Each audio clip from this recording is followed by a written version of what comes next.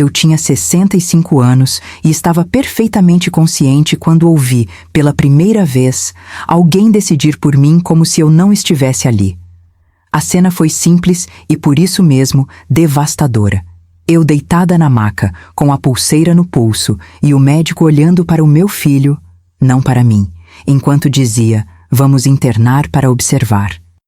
Eu sou Maria Celeste Andrade, viúva, fundadora de uma empresa de fornecimento hospitalar que já vestiu este país de luvas, máscaras e equipamentos em épocas em que faltava tudo. Eu reconheço o cheiro de um corredor, o som de um carrinho de medicação, o jeito apressado com que um plantão tenta resolver o mundo antes da troca de turno. Eu sabia exatamente onde estava. Mas, naquele instante, me trataram como se eu tivesse me perdido. Aquele dia começou com um mal-estar leve. Nada de desmaio, nada de confusão. Um aperto no peito que eu já conhecia, mais ansiedade do que dor, e uma tontura curta, como se o corpo pedisse água e descanso. Eu poderia ter ido para casa, tomado um banho morno e respirado fundo. Mas Patrícia insistiu com aquela voz doce que ela usa em público, como se fosse caridade, não controle. Eduardo veio junto com aquele jeito seguro, administrando até a minha respiração. Rogério, por incrível que pareça, foi o que menos falou, e talvez por isso eu tenha ficado mais alerta. Quando ele se cala, ele trama. No carro, eu ainda brinquei, tentando aliviar. "Vocês estão me tratando como se eu tivesse 85.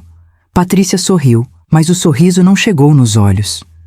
Na recepção do hospital, a primeira coisa que me incomodou foi a rapidez com que eles tomaram a frente. Meu nome foi pedido e antes que eu respondesse, Eduardo já estava com o documento na mão, dizendo dados, como se eu fosse um formulário ambulante.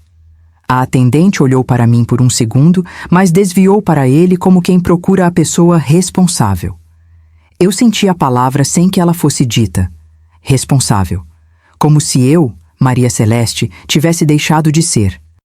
Quando me perguntaram sobre alergias, eu comecei a responder: "Nenhuma, a não ser..." E a enfermeira me interrompeu com gentileza mecânica: "O senhor pode confirmar?" O senhor, não eu. Eu engoli seco. Não era dor. Era indignação se instalando devagar, como febre. Na triagem, eu expliquei meus sintomas com clareza. Disse que estava orientada, que não havia alteração de fala, nem perda de força, nem confusão. A enfermeira anotou, assentiu, fez aqueles procedimentos de praxe. Tudo correto. O erro começou quando entramos na sala do médico. Um homem jovem, cansado, mas educado, que olhou o meu rosto apenas para cumprir uma formalidade e voltou o olhar para Eduardo, como se a minha presença fosse decorativa. Ele falou de exames, de observação, de segurança. Eu até concordaria com a internação, se me perguntassem, mas não perguntaram. E então veio a frase que me atravessou como uma agulha: "O senhor autoriza?" Eduardo respondeu com naturalidade, como se já fosse rotina: "Claro, doutor, é melhor fazer tudo certinho." Eu me sentei um pouco na maca, a voz firme, educada, porque eu fui criada para manter postura até em tempestade. "Doutor, quem autoriza sou eu." Houve um silêncio curto, daqueles que duram mais do que deveriam. O médico pigarreou, abriu um sorriso de conciliação e disse: "Sim, dona Maria, é que seu filho está como representante no sistema." Representante. Eu olhei para Eduardo. Ele não desviou. Ele apenas se inclinou, numa confiança que me deu frio na barriga, e falou baixo, como quem não quer constranger terceiros. "É procedimento padrão", diz Eduardo. "A senhora descansa, a gente resolve." Aquilo não era cuidado, era um aviso disfarçado de carinho. Fui para um quarto de observação com uma sensação de irrealidade. Eu não tinha entrado ali por um colapso, mas já me colocavam na posição de alguém que precisa ser conduzida. Trocaram minha roupa por um avental, colocaram meu corpo sob a lógica do hospital, e eu aceitei porque sei que há regras. O problema é quando as regras viram desculpa para afastar a voz do paciente. Eu via enfermeiras entrando e saindo, medições, perguntas rápidas. Sempre que Eduardo estava por perto, as perguntas iam para ele. Quando ele saía, eu tentava retomar o controle, mas era como lutar contra um hábito institucional. A família fala, o idoso confirma. E eu, com 65 anos e uma vida inteira de decisões, me vi reduzida a um "confirma, Dona Maria?" No meio da tarde, enquanto ajustavam o soro, ouvi Eduardo ao telefone no corredor. A porta entreaberta deixou passar frases cortadas, mas o tom dele eu conhecia desde menino. O tom de quem organiza uma planilha, não de quem se preocupa com a mãe. Ele falava manso, pausado, como se estivesse fazendo um favor ao mundo. Não ouvi tudo, só o suficiente para sentir que a minha internação tinha virado uma oportunidade de arrumar coisas que não eram do hospital. Eu fechei os olhos e tentei respirar. Lembrei do meu marido, de quando ele ficava doente e ainda assim fazia questão de decidir junto comigo. Lembrei do respeito que eu tinha dentro da minha empresa, da maneira como até médicos me tratavam como igual quando eu ia negociar contratos. E ali, naquele quarto, eu era apenas a senhora que descansa. Quando anoiteceu, Rogério chegou atrasado, com cheiro de rua e pressa. Ele deu um beijo rápido na minha testa e eu senti aquela falsidade que se disfarça de afeto. Patrícia arrumou o travesseiro, ajeitou meu cabelo como se eu fosse uma boneca e comentou com alguém no celular que a mãe ficou internada só para garantir. Eduardo conversou com a equipe na porta e eu vi o médico assentindo para ele com uma confiança que me deu vontade de levantar e dizer que eu não era uma criança. Eu tentei perguntar, direta: "Eduardo, que história é essa de representante no sistema?" Ele sorriu como quem domina a situação e respondeu: "Mãe, isso já estava resolvido. Para evitar burocracia. É coisa antiga." Foi ali que eu soube, não por palavras, mas pelo jeito como todos se movimentavam ao redor de mim, que havia algo formal, um papel, um documento, algo que me colocava em segundo plano. Eu senti uma mistura de vergonha e raiva, porque a vergonha vem primeiro quando a gente percebe que confiou demais. Eu, que sempre fui o centro das decisões, estava sendo tratada como um risco administrativo. E o mais cruel é que ninguém levantou a voz. Ninguém fez cena. Era tudo limpo, educado, para o meu bem. Mas o meu bem não tinha espaço no quarto. O meu bem não era pauta. Eu era o motivo silencioso de uma reunião que eu não fui convidada a participar. Na madrugada, acordei com o barulho de passos no corredor e com um pensamento insistente. Se existe um documento que permite que decidam por mim, eu preciso saber qual é. Não para brigar, não para gritar. Eu sempre aprendi que, quando a pessoa grita, entrega fraqueza. Eu queria entender, com calma, com estratégia. E pela primeira vez naquela internação, eu aceitei uma verdade amarga. Ali dentro, a minha lucidez não bastava. Eu teria que provar, em papel, o que eu já era em carne e osso. Eu olhei para o teto branco, ouvi a máquina apitando baixinho e decidi que, a partir daquele momento, eu não ia mais dormir enquanto a minha vida fosse resolvida do lado de fora da minha porta. Está gostando desta história? Se quiser ouvir outras histórias como essa, inscreva-se no canal, compartilhe e deixe o seu like. Deixe nos comentários o local de onde você está me ouvindo, para que eu saiba até onde as minhas histórias estão chegando. No dia seguinte, acordei com a sensação estranha de que eu era visita no meu próprio corpo. O quarto estava claro demais para aquela hora, e o hospital já tinha aquele ritmo de manhã em que tudo acontece rápido, sem pedir licença. Uma enfermeira entrou, mediu minha pressão, anotou números sem comentar. Quando tentei perguntar qual era o plano do dia, ela respondeu com gentileza automática: "Seu filho já está sabendo." Não disse qual filho, porque para eles isso não importa. Filho é uma entidade genérica que decide.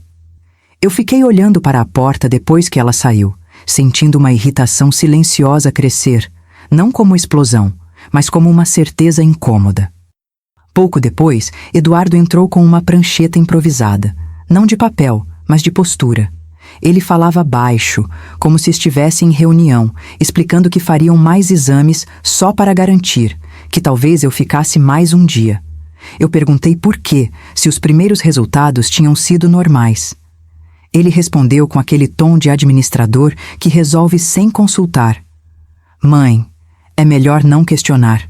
Eles sabem o que fazem. Eu sei muito bem o que eles fazem, pensei. Eu forneci material para hospitais por décadas. Eu conheço a linha tênue entre cuidado e excesso. Mas ali, a minha experiência não tinha valor. Eu era apenas a senhora que precisava ser poupada de informações. Durante a manhã, entraram e saíram profissionais. Alguns falavam comigo, outros falavam sobre mim. A diferença é sutil, mas cruel. Quando falavam comigo, usavam frases curtas, quase infantis. Vamos virar um pouquinho, respira fundo, é rapidinho. Quando falavam sobre mim, a linguagem mudava. Paciente está estável, histórico familiar, decisão já autorizada. Autorizada por quem? Eu queria perguntar a cada vez. Mas comecei a perceber que, sempre que eu tentava assumir a conversa, alguém me interrompia com um sorriso ou um toque no braço, como se eu estivesse ultrapassando um limite invisível. No meio da tarde, ouvi Rogério no corredor. Ele não sabia que eu estava acordada. A porta estava fechada, mas vozes atravessam paredes de hospital com facilidade. Ele falava ao telefone, irritado, impaciente, e não se deu ao trabalho de baixar o tom. Ela anda confusa, a gente decide. Aquela frase me atingiu mais do que qualquer diagnóstico. Confusa. Eu repassei mentalmente tudo o que eu tinha dito, feito, lembrado. Eu sabia a data, sabia onde estava, sabia o nome de cada remédio que eu tomava. Confusão ali não era um estado mental. Era uma estratégia. Um rótulo conveniente para tirar alguém do centro. Quando Patrícia entrou, trouxe flores pequenas, delicadas, como se estivesse encenando cuidado. Ela ajeitou tudo ao redor da cama, comentou que eu estava com cara boa, que era sinal de que estava melhor. Eu perguntei diretamente se havia alguma decisão sendo tomada sem mim. Ela riu, aquele riso que não enfrenta a pergunta, e disse que eu precisava descansar, que tudo estava sob controle. Controle. Essa palavra começou a me soar como uma ameaça. Patrícia falava como quem já decidiu tudo, e eu senti pela primeira vez um leve medo. Não medo físico, mas medo de desaparecer dentro de uma estrutura que se alimenta da nossa passividade. Os médicos voltaram no fim da tarde. Novamente falaram com Eduardo. Eu interrompi, educada, firme. Eu gostaria de ouvir também. O médico me olhou com surpresa sincera, como se tivesse esquecido que eu estava ali o tempo todo. Ele explicou, rapidamente, o que fariam no dia seguinte. Eu fiz perguntas técnicas, específicas, que só alguém lúcido faria. Vi um lampejo de desconforto no rosto dele, como se a narrativa que tinham construído não se encaixasse mais tão bem. Ainda assim, quando chegou a hora de assinar autorizações, o papel foi entregue a Eduardo. Eu estendi a mão. O médico hesitou, depois recolheu o papel com um pedido de desculpas ensaiado e disse que já estava tudo certo no sistema. Foi ali que eu senti a indignação se transformar em algo mais organizado. Não era mais apenas o incômodo de ser ignorada. Era a percepção clara de que havia um mecanismo funcionando contra mim, com aparência de normalidade. Ninguém estava me xingando, ninguém estava me maltratando. Pelo contrário, estavam sendo extremamente cordiais enquanto me retiravam, peça por peça, da minha própria vida. E isso é o mais perigoso, porque não deixa marcas visíveis. Deixa dúvidas. E a dúvida, quando não é combatida, vira silêncio. À noite, sozinha no quarto, eu comecei a observar com mais atenção. Quem entrava, quem saía, quem perguntava o quê. Percebi que meus filhos falavam com a equipe usando termos médicos que eu sabia que não dominavam antes. Alguém os tinha orientado. Percebi também que sempre que eu demonstrava clareza, alguém fazia um comentário sutil para relativizar. Ela está bem agora, mas oscila. Às vezes ela se confunde com detalhes. Detalhes. A minha vida não era um detalhe. O meu patrimônio, a minha saúde, a minha autonomia não eram detalhes. Eu não confrontei ninguém naquele dia.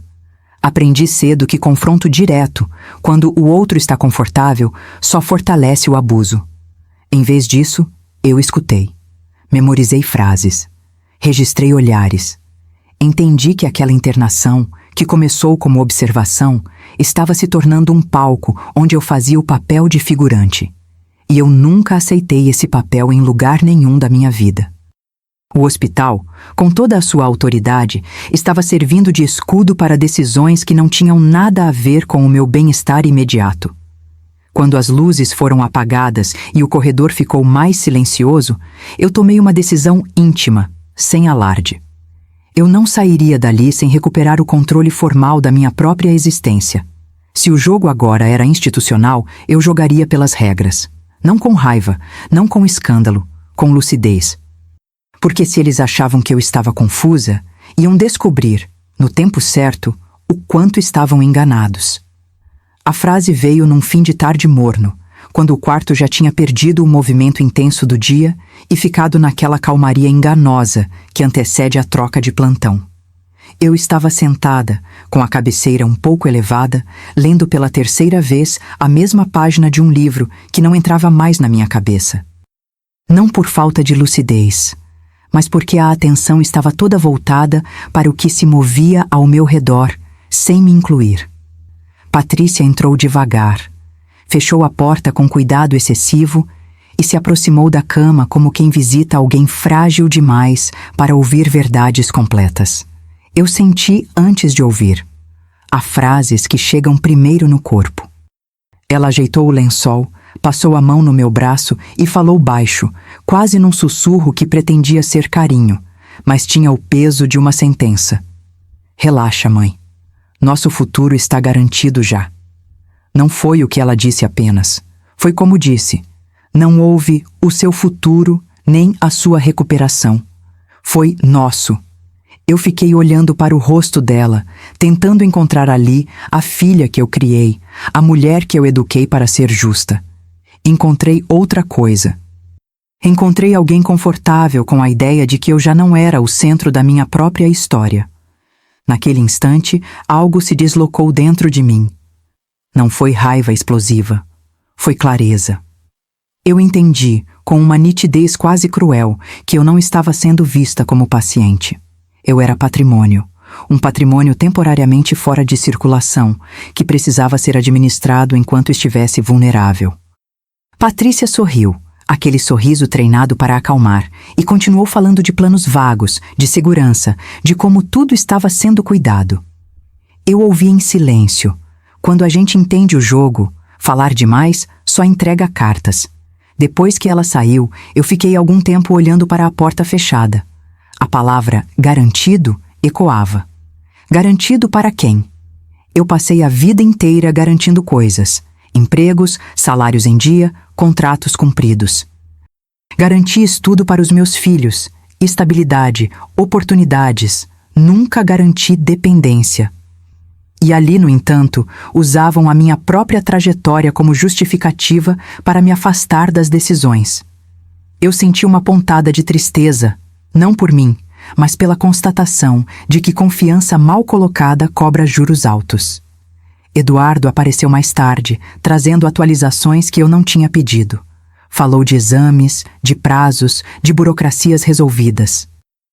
Eu percebi como ele evitava me olhar diretamente quando o assunto saía do hospital e escorregava para a minha vida fora dali. Quando mencionei casualmente um compromisso que eu teria na semana seguinte, ele respondeu rápido demais. Depois a gente vê isso.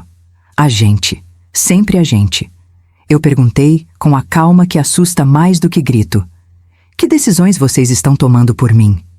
Ele respirou fundo, como quem lida com alguém difícil, e disse: Mãe, isso é para o seu bem. Essa frase, repetida tantas vezes naquele quarto, começou a perder o sentido. O seu bem virou um guarda-chuva sob o qual cabia tudo. Minha exclusão, minha infantilização, meu apagamento. Eu comecei a notar como a equipe reagia quando meus filhos falavam. Havia um respeito automático, quase um alívio. Família presente, família responsável. Quando eu falava, havia paciência, mas também aquela tolerância que se tem com quem não manda mais. A instituição se sente mais segura quando alguém assume o controle. Não importa se esse alguém é o próprio paciente. Rogério entrou no início da noite, inquieto como sempre. Andava pelo quarto, mexia no celular, falava de coisas práticas, como se estivesse resolvendo problemas que surgiram por causa da minha internação. Em dado momento, ele comentou sem cerimônia que era bom aproveitar para organizar tudo enquanto eu estava ali. Eu perguntei o que significava tudo. Ele deu de ombros, como se fosse óbvio demais para explicar. Foi então que eu percebi que a minha presença consciente era um inconveniente. Eles esperavam de mim gratidão silenciosa, não perguntas. Fiquei sozinha outra vez, e o silêncio do hospital me ofereceu espaço para pensar. Eu repassei mentalmente documentos, decisões antigas, momentos em que confiei. Lembrei de uma procuração assinada anos antes, quando meu marido ainda estava vivo e eu queria facilitar a rotina da empresa em viagens. Um gesto de praticidade, não de entrega. Eu nunca imaginei que aquilo pudesse ser usado como ferramenta de exclusão. Mas, naquele quarto, tudo começou a fazer sentido. A segurança com que Eduardo falava, a naturalidade com que os médicos o consultavam, a tranquilidade de Patrícia ao falar de futuro. Eu me observei com cuidado. Não havia confusão, não havia lapsos. Havia tristeza, sim, e indignação crescente. Mas havia, acima de tudo, lucidez. E lucidez, quando não é reconhecida, precisa ser afirmada de outras formas. Eu entendi que confrontar meus filhos naquele momento só reforçaria a narrativa de que eu estava difícil, sensível, instável. Então eu escolhi o caminho mais difícil e mais eficaz, o silêncio estratégico. Não o silêncio da submissão, mas o silêncio de quem recolhe informações. Passei a responder apenas o necessário. Agradecia, sorria, observava. Notei quais decisões eram tomadas sem mim, quais documentos circulavam, quais nomes eram citados. Comecei a planejar dentro da minha cabeça, com a mesma precisão com que planejei negócios por décadas. A internação, que eles viam como oportunidade, eu comecei a ver como janela. Uma janela estreita, é verdade, mas suficiente para reorganizar o que precisava ser reorganizado. Quando a luz foi apagada naquela noite, eu não me senti derrotada. Senti-me alerta. A frase de Patrícia tinha sido um divisor de águas.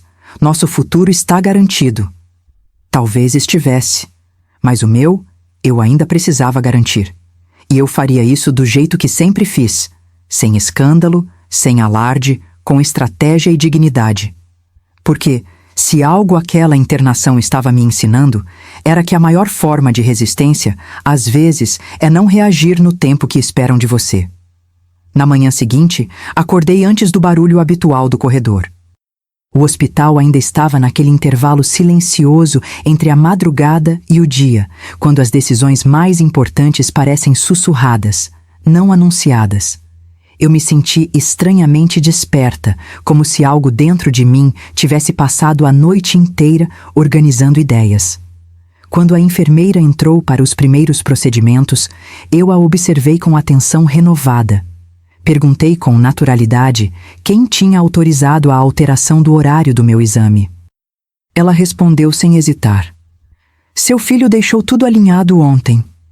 Eu agradeci e fiquei em silêncio, mas aquela resposta se encaixou perfeitamente no quebra-cabeça que eu vinha montando. Mais tarde, enquanto fingia cochilar, ouvi passos conhecidos no corredor. Rogério estava ao telefone outra vez, a voz atravessando a porta com facilidade. Ele falava rápido, nervoso, como quem aproveita uma brecha antes que ela se feche. Enquanto ela estiver internada, dá para organizar tudo. Houve uma pausa e eu imaginei a outra pessoa do outro lado da linha. Não, ela não percebe essas coisas agora.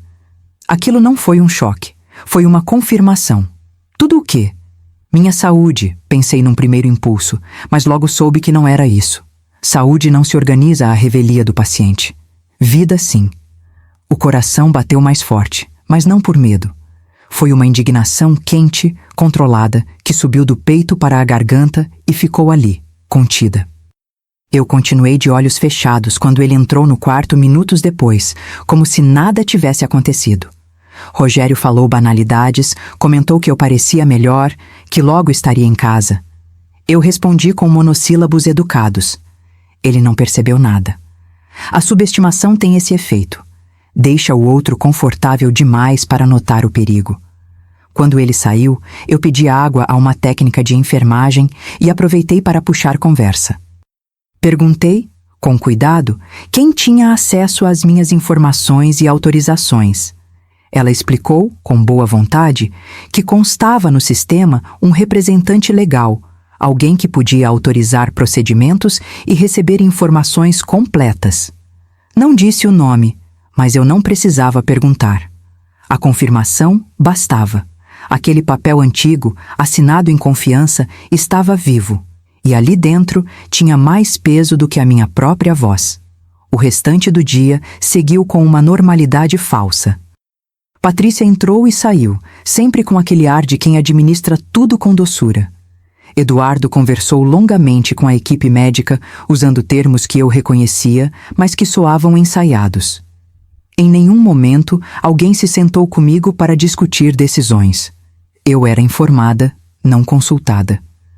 O hospital funcionava como um intermediário perfeito, impessoal o suficiente para justificar a exclusão, formal o bastante para legitimá-la. À tarde, pedi para caminhar um pouco pelo corredor, acompanhada. O médico autorizou, surpreso com a minha disposição. Enquanto andava devagar, senti o corpo responder bem. Não havia fragilidade ali. Havia cansaço emocional. Voltei para o quarto com a certeza física de que não estava incapacitada. Aquilo me deu ainda mais convicção de que o problema não era clínico, era estrutural. No fim do dia, enquanto fingia assistir à televisão desligada, ouvi novamente vozes no corredor. Desta vez, Eduardo e Rogério conversavam entre si, acreditando que a porta fechada abafaria tudo. Falavam de prazos, de documentos, de como era melhor adiantar enquanto ela estava aqui. Não mencionaram meu nome. Referiam-se a mim como ela, como se eu já fosse uma ausência. Eu fechei os olhos, não para dormir, mas para ouvir melhor. Cada frase era uma peça entregue de bandeja. Eles não estavam preocupados com a minha recuperação. Estavam preocupados com a eficiência do processo. Quando finalmente fiquei sozinha, a noite caiu pesada, mas clara. Eu sentei na cama com cuidado, respirei fundo e aceitei uma verdade difícil. Confiar cegamente tinha sido um erro. Não um erro moral, mas estratégico. Eu não me culpei. Confiança é virtude quando encontra reciprocidade. O que eu estava vivendo não anulava quem eu fui. Apenas exigia que eu retomasse o controle de outra forma. Foi ali que decidi agir, mas não ainda. A pressa é inimiga de quem quer sair inteiro. Eu precisava entender exatamente quais movimentos estavam sendo feitos, quais portas tinham sido abertas em meu nome, quais limites tinham sido ultrapassados. A indignação que eu sentia não pedia confronto imediato, pedia método, pedia silêncio bem administrado. Nos dias seguintes comecei a fazer pequenas perguntas, aparentemente ingênuas. Perguntava horários, pedia esclarecimentos, solicitava cópias de resultados, nada que soasse como desconfiança aberta. Aos poucos, fui mapeando o alcance daquela procuração invisível. Ela autorizava mais do que eu lembrava, muito mais. E cada descoberta vinha acompanhada de uma sensação amarga. Enquanto eu me recuperava de um mal-estar leve, minha autonomia era tratada como algo negociável. Naquela noite, antes de dormir, eu me vi tomada por uma calma estranha. Não era resignação, era foco. Eu sabia que o que vinha pela frente não seria barulhento. Não haveria gritos, nem lágrimas teatrais. A ruptura que se desenhava seria silenciosa, documental, irrefutável. E pela primeira vez desde que dei entrada naquele hospital, eu senti algo parecido com controle. Eles achavam que estavam organizando tudo. Mal sabiam que estavam me dando tempo. A partir daquele dia, eu abracei o silêncio como estratégia.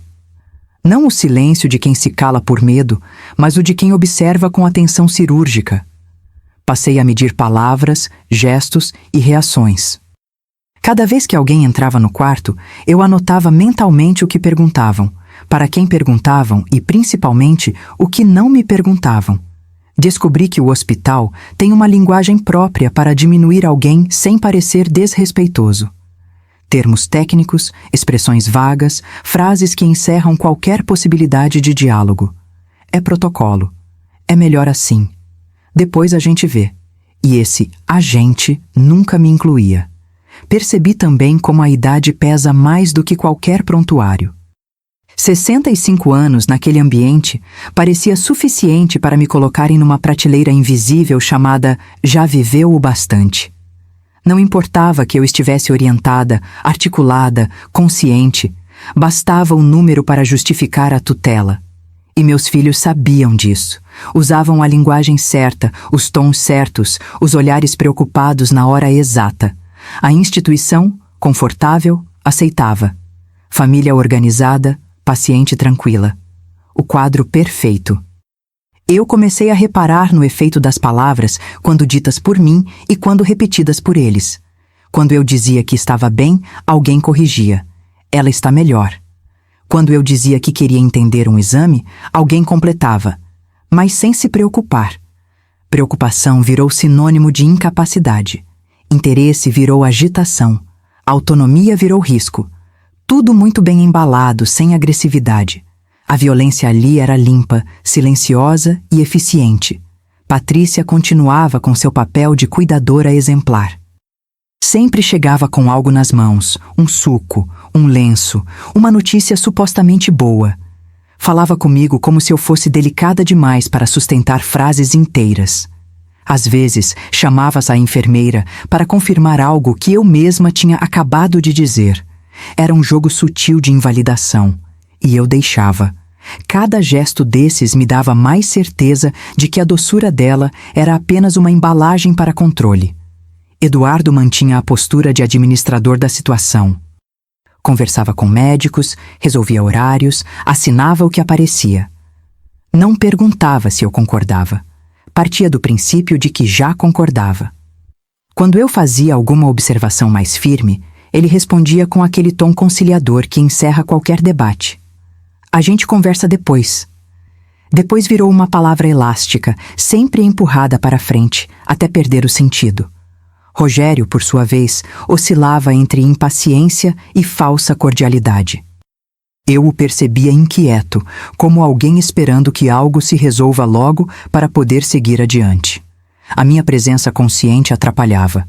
Ele precisava que eu fosse apenas um obstáculo temporário.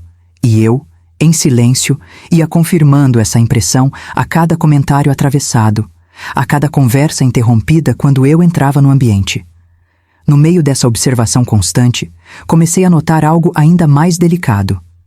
O hospital não era apenas cenário, era instrumento. A autoridade médica, o peso do prontuário, a pulseira no meu pulso, tudo isso ajudava a legitimar decisões que, fora dali, seriam questionáveis. Internada, eu era automaticamente vista como alguém em condição de fragilidade. E fragilidade, aos olhos de muitos, pede substituição. Substituição de voz, de vontade, de escolha. Eu me vi, pela primeira vez na vida, na posição de quem precisa provar que é capaz. E essa inversão é profundamente humilhante, porque não vem acompanhada de acusação direta. Vem com sorrisos, com frases gentis, com o discurso do cuidado, mas o efeito é o mesmo. Você começa a desaparecer das próprias decisões. Eu senti isso com clareza e decidi que não permitiria que se tornasse permanente. Passei a registrar mentalmente cada informação relevante. Horários, nomes, procedimentos, autorizações. Lembrei da mulher que eu fui no mundo dos negócios, da atenção aos detalhes, da capacidade de antecipar movimentos. Aquela mulher ainda estava ali. Apenas tinha sido temporariamente subestimada.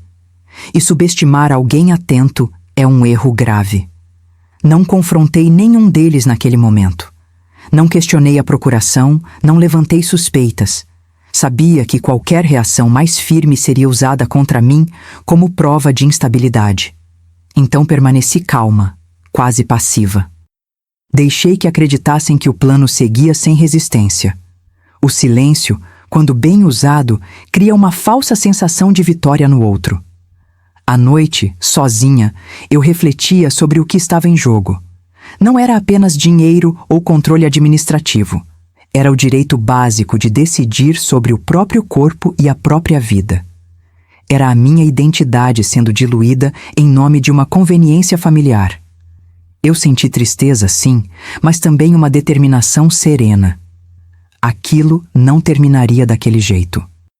A indignação que crescia em mim já não era desorganizada. Tinha forma, direção. Eu sabia que o próximo passo precisava ser externo àquele círculo, fora do alcance dos meus filhos, fora da lógica confortável do hospital. Eu ainda não sabia exatamente como, mas sabia que seria feito com precisão, não com barulho.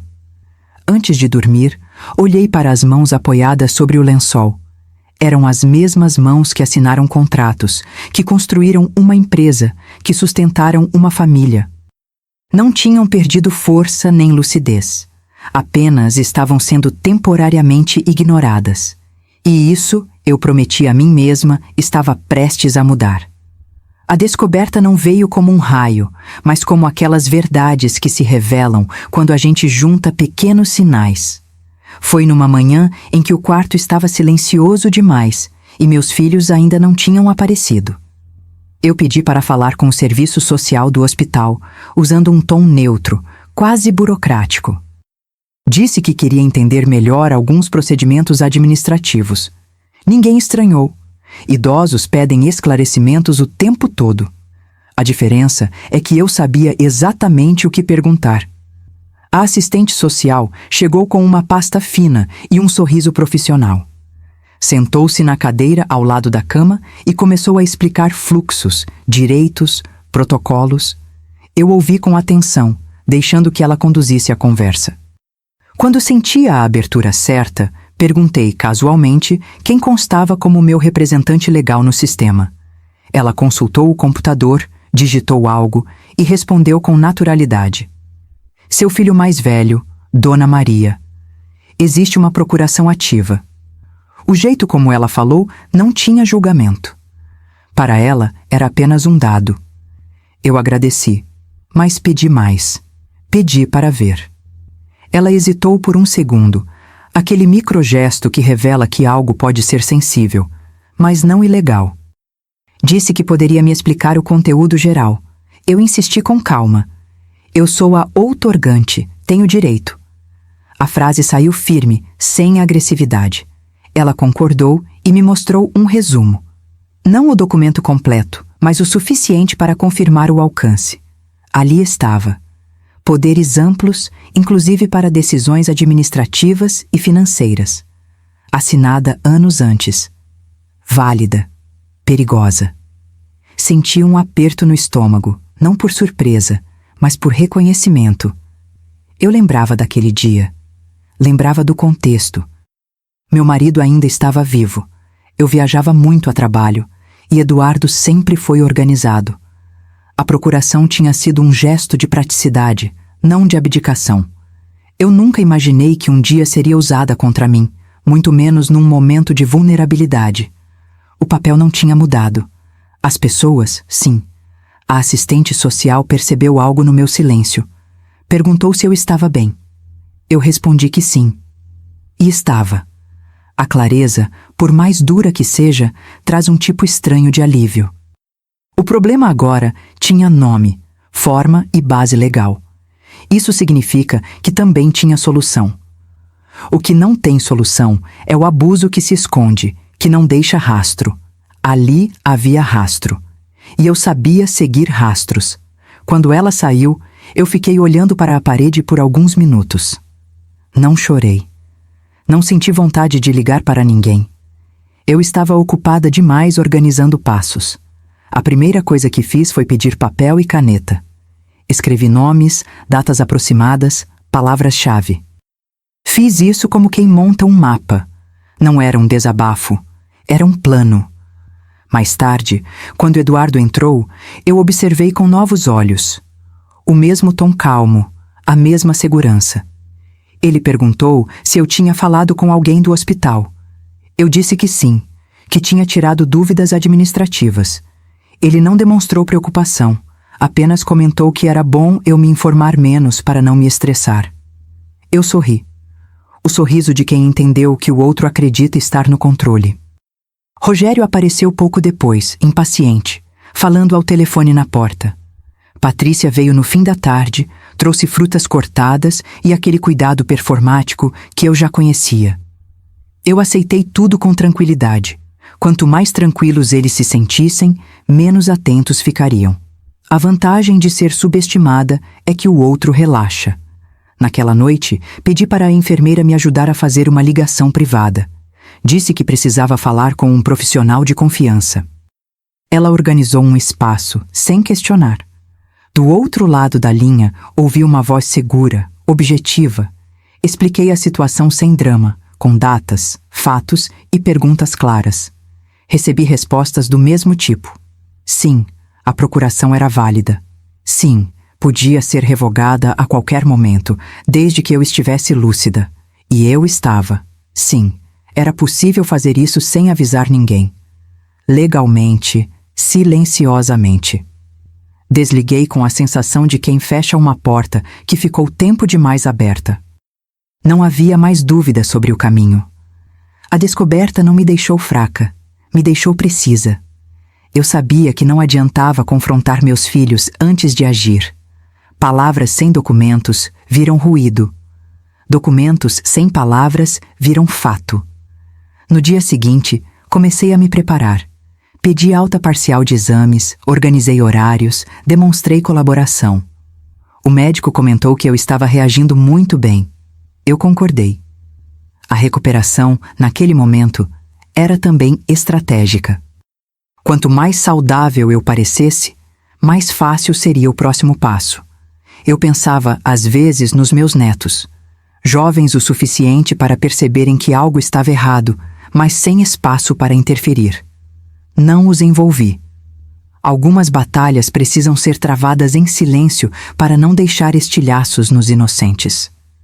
Eu não queria vingança. Queria restituição. Antes de dormir, reli minhas anotações. A procuração não era apenas um papel. Era a chave que tinham usado para me empurrar para fora das decisões. E chaves, quando caem em mãos erradas, precisam ser trocadas. Não havia raiva em mim naquele momento. Havia método.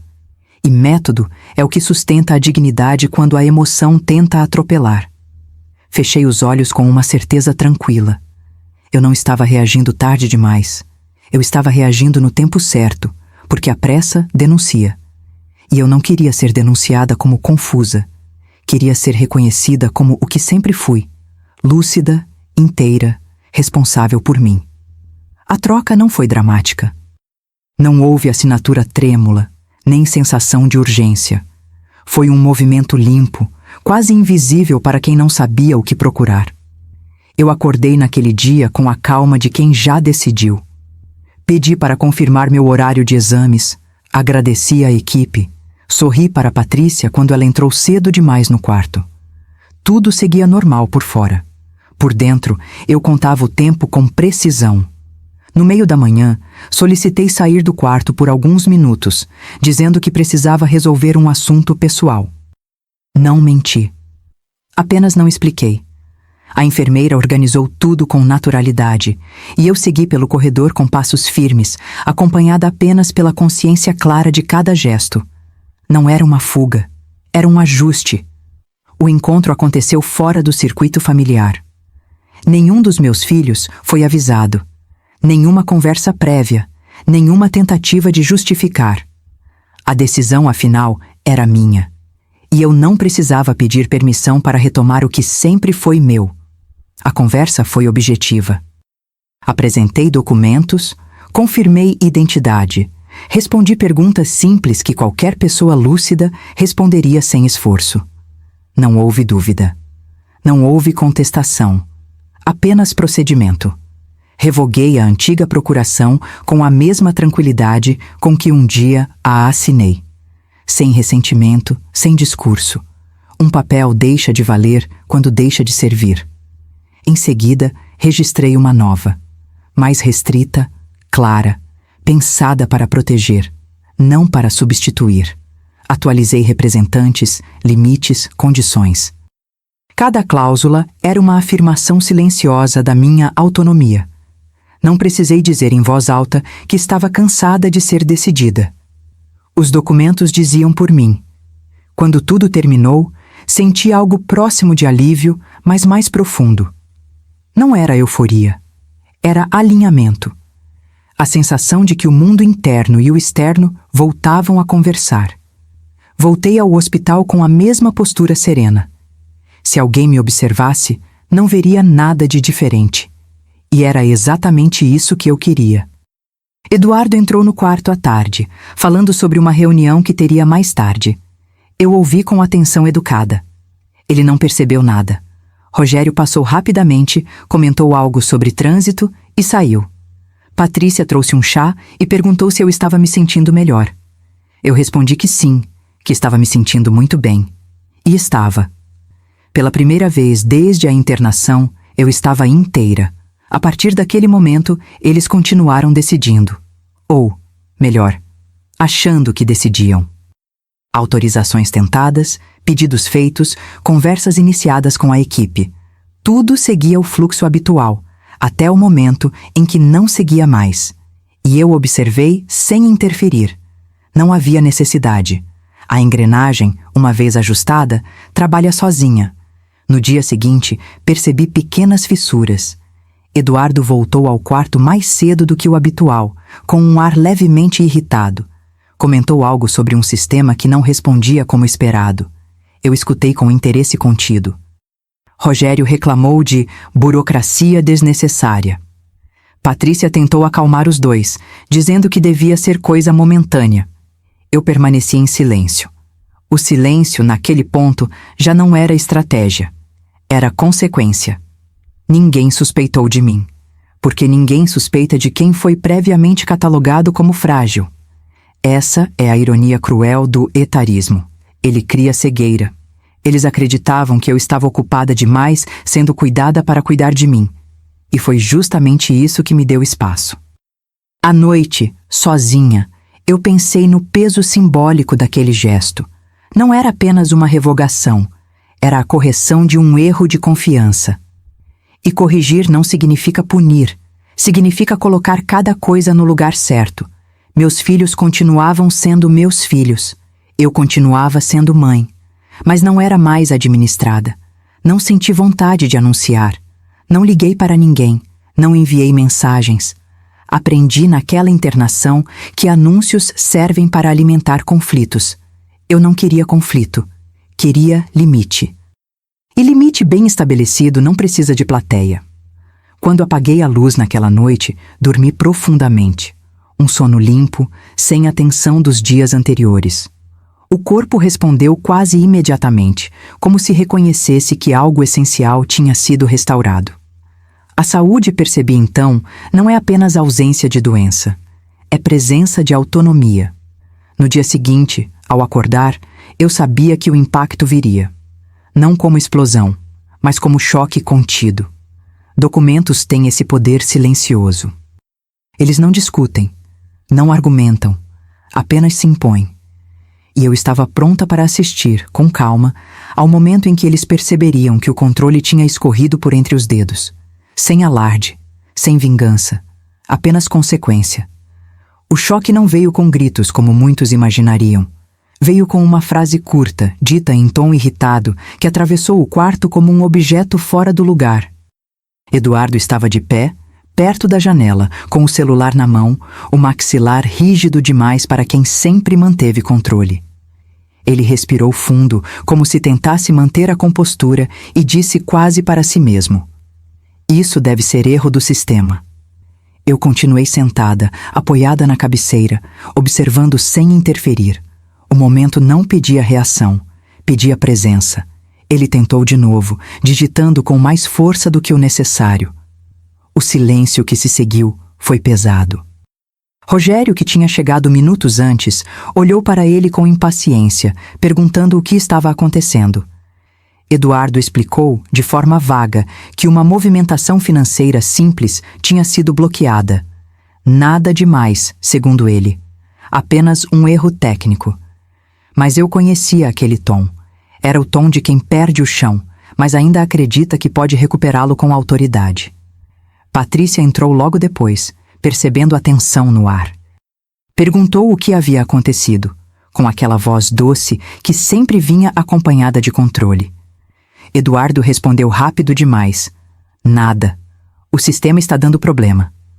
Ela insistiu, aproximando-se, tentando ver a tela. Ele virou o celular impaciente. Ali, pela primeira vez, eu vi um lampejo de insegurança nos dois. Não era sobre dinheiro apenas. Era sobre acesso, sobre permissão, sobre a súbita ausência de um poder que eles consideravam natural. Eu observei tudo em silêncio. Não havia prazer naquela cena. Não havia satisfação. Havia confirmação. A engrenagem tinha parado exatamente onde eu sabia que pararia. E quando algo para sem aviso, o desconforto é inevitável. Eduardo saiu do quarto dizendo que iria resolver. Rogério resmungou algo sobre burocracia absurda. Patrícia ficou alguns segundos parada, olhando para mim, como se tentasse decifrar alguma coisa no meu rosto. Não encontrou nada além de calma. Minutos depois, Eduardo voltou. O rosto estava diferente. Não era raiva explícita, era perplexidade. Ele tentou soar casual, mas a voz traiu. Mãe, você mexeu em alguma coisa? A pergunta veio disfarçada de preocupação, mas eu senti o peso real dela. Eu levantei o olhar devagar, sem pressa, e respondi com a verdade mais simples possível. Eu organizei o que era meu. Não acrescentei mais nada. Às vezes, uma frase curta é suficiente para desmontar um castelo inteiro. Houve um silêncio desconfortável. Rogério olhou de um para o outro, tentando entender. Patrícia franziu a testa, ainda mantendo a postura cuidadora, mas algo ali tinha mudado.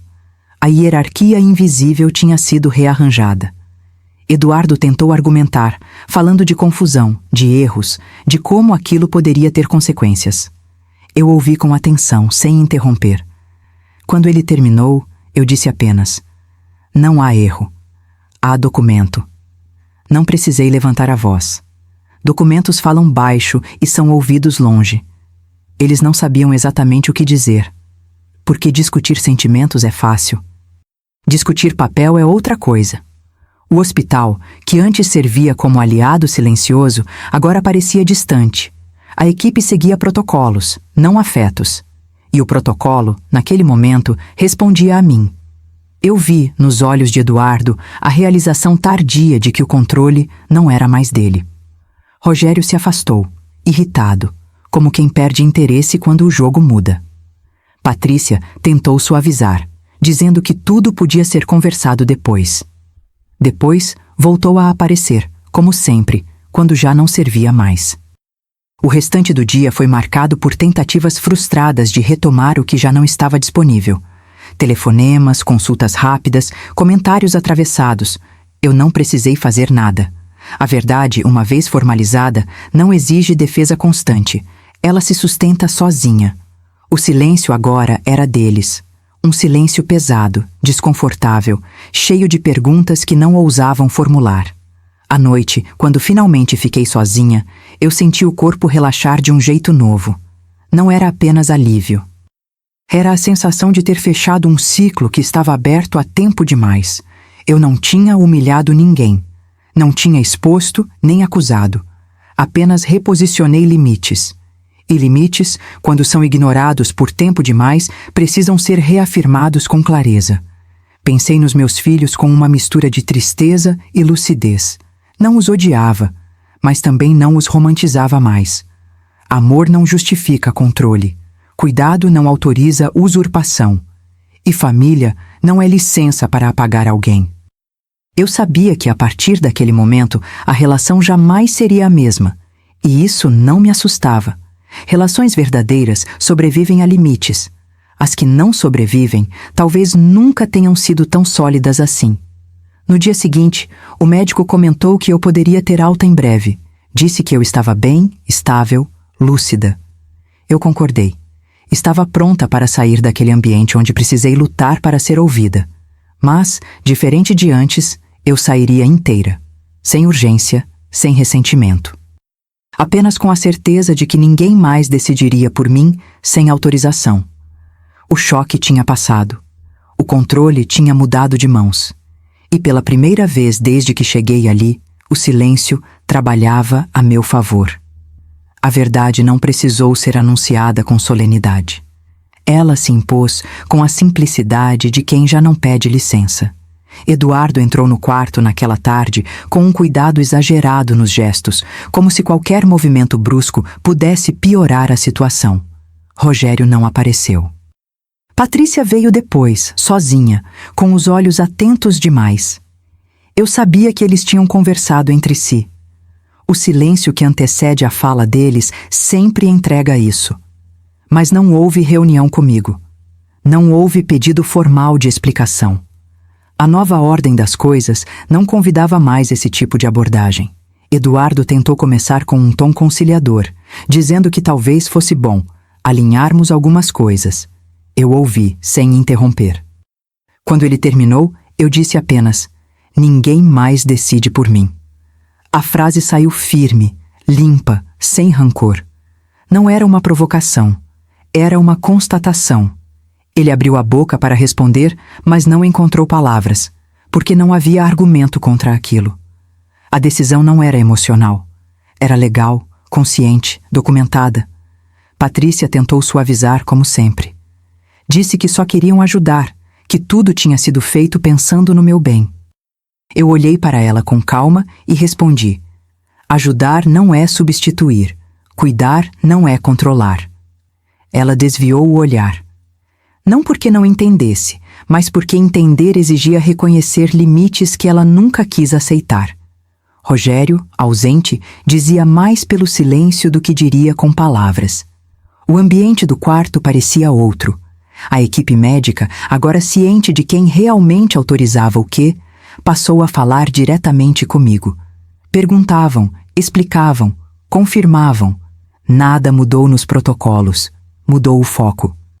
Eu voltei a ser o centro da minha própria história clínica. E isso, por si só, era um gesto de reparação silenciosa. Não precisei exigir. O sistema apenas respondeu à ordem correta. Nos dias seguintes, a tensão diminuiu. Não porque tudo estivesse resolvido emocionalmente, mas porque os papéis estavam claros. Meus filhos passaram a visitar menos. Quando vinham, conversavam sobre assuntos neutros, como se testassem um novo tipo de convivência. Eu não provoquei, não ironizei. Apenas mantive a postura que eu tinha recuperado. A dignidade, aprendi ali, não precisa de discurso. Ela se manifesta na forma como você ocupa o espaço. Houve um momento, numa tarde tranquila, em que Patrícia se sentou ao meu lado e ficou em silêncio por alguns minutos. Depois disse, quase num sussurro, que não tinha percebido que estava me machucando. Eu ouvi, mas não respondi imediatamente. Algumas desculpas chegam tarde demais para serem absorvidas no mesmo ritmo. Eu disse apenas que machucar nem sempre é gritar. Às vezes é decidir no lugar do outro. Ela assentiu, em silêncio. Não sei se compreendeu por inteiro. Não era mais minha função ensinar. Eduardo manteve uma distância respeitosa. Talvez orgulho ferido, talvez reflexão tardia. Rogério continuou ausente. Eu não os cobrei. A cobrança naquele momento não me interessava. O que me interessava era a paz que vinha do controle retomado. Não o controle sobre eles, mas sobre mim. Quando o médico confirmou a alta, eu senti uma leve emoção. Não por sair do hospital, mas por sair de um ciclo. Arrumei minhas coisas com calma, vesti minha roupa, prendi o cabelo. Gestos simples, mas carregados de significado. Cada botão fechado era uma afirmação de autonomia. Eu caminhei pelos corredores com passos firmes, cumprimentando quem cruzava comigo. Não havia pressa. Eu não estava fugindo, estava seguindo. Na saída, Eduardo perguntou se eu precisava de algo. Eu agradeci e disse que não. Eu tinha o que precisava. Ele pareceu entender. Talvez pela primeira vez, talvez não. Mas eu não esperava a compreensão completa. Esperava respeito. E isso finalmente estava acontecendo. Do lado de fora, o ar parecia diferente. Não porque o mundo tivesse mudado, mas porque eu tinha. Aos 65 anos, eu não perdi filhos. Eu recuperei a mim. Recuperei a consciência plena de que envelhecer não é sinônimo de desaparecer. É apenas uma nova fase em que os limites precisam ser reafirmados com mais clareza. Eu sabia que a relação com meus filhos seguiria outro ritmo, mais distante, talvez mais honesta. E eu estava em paz com isso. Não há justiça maior do que viver sem ser administrada por quem não te vê como igual. Eu não precisava de vingança. A restituição da minha voz era suficiente. Enquanto entrava no carro que me levaria para casa, eu sentia uma tranquilidade profunda.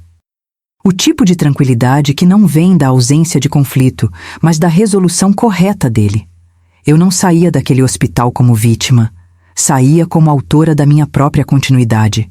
E isso ninguém mais poderia tirar de mim. A alta definitiva não veio com festa, nem com abraços apertados. Veio com um papel simples, assinado, e com a sensação profunda de encerramento. Eu caminhei sozinha até a porta do hospital, sentindo o chão firme sob os pés, como se cada passo confirmasse algo que eu já sabia. Eu estava inteira. Não havia fraqueza no meu corpo, apenas cansaço emocional acumulado. Aos 65 anos, eu não estava começando do zero. Estava retomando o que nunca deveria ter sido tirado de mim. O carro me levou para casa em silêncio. Não pedi companhia.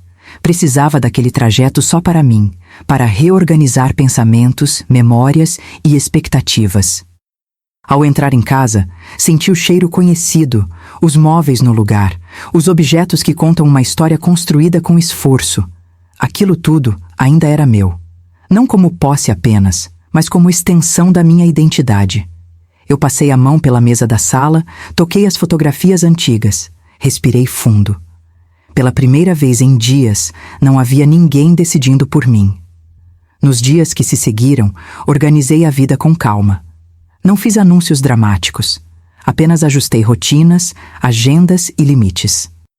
Revi documentos, conversei com profissionais de confiança, coloquei tudo em ordem. Cada decisão era tomada sem pressa, com lucidez. Eu não precisava provar nada a ninguém. A única pessoa que precisava estar segura era eu mesma. E eu estava. Meus filhos apareceram aos poucos, cautelosos. As conversas foram cordiais, mas diferentes. Não havia mais aquela intimidade automática que confunde amor com acesso irrestrito. Eu os recebi com educação, com afeto contido, mas com fronteiras claras. Não falei do hospital além do necessário. O passado recente já tinha cumprido sua função. Não precisava ser revivido. A lição não exige repetição quando é bem aprendida. Rogério continuou distante. Eduardo manteve um contato respeitoso, quase formal. Patrícia tentou, algumas vezes, retomar o papel de cuidadora central. Eu agradecia, mas recusava com gentileza. Cuidar de mim agora era uma decisão compartilhada apenas quando eu escolhia. E isso, para alguns, é desconfortável. Mas o desconforto alheio não é mais motivo para eu abrir mão de mim. Voltei a caminhar pela cidade, a resolver assuntos pessoais, a ocupar espaços que sempre foram meus. Pessoas que me conheciam há anos perceberam algo diferente. Não era fragilidade, era presença. Eu falava menos, observava mais, decidia com precisão.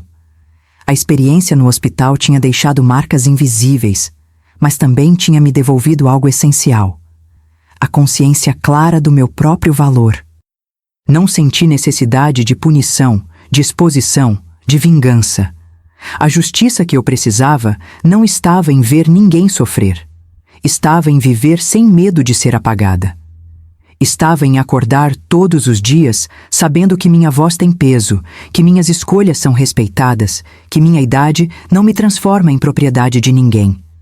Houve noites em que pensei no quanto confiei, não com amargura, mas com aprendizado. Confiança não é erro. Erro é mantê-la quando ela deixa de ser segura. Eu aprendi a diferença. E essa aprendizagem tardia não me envergonha.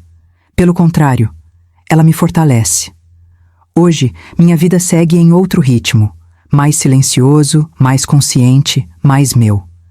Eu cuido da saúde, dos interesses, do futuro, o meu. Não aquele que alguém decidiu enquanto eu estava deitada numa cama de hospital. O futuro que eu escolho construir agora é simples, mas digno, com paz, autonomia e respeito. Eu não perdi filhos, não perdi família. Eu apenas reposicionei cada um no lugar correto.